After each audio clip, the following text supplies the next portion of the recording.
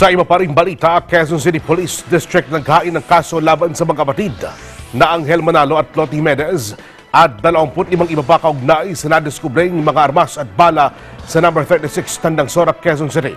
Si Joel Tagbo sa detalye. Yes, Onin, formal lang ang isinampa ng Quezon City Police District of QCPD ang mga kaso laban sa grupo ni na Angel Manalo at sa mga kasama nga nito makaraan na dalhin ang mga ito dito nga sa Camp Caringal sa Quezon City.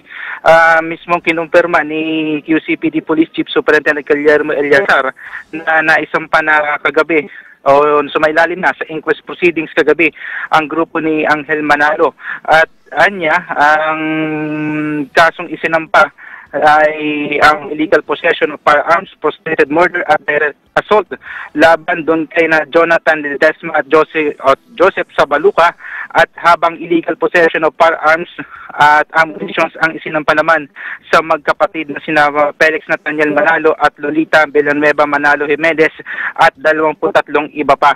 Ang mga nasabing kaso ay nag-ugat nga ay dito sa isinilbing search warrant noong March 2 habang sa mismong number 36 Tandang Sora Avenue, Quezon City, matapos na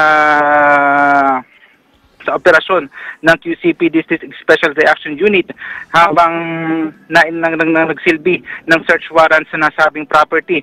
Pero nagkaroon ng putok mula doon sa nasabing property na nagmula kana Ledesma at Sabaluca.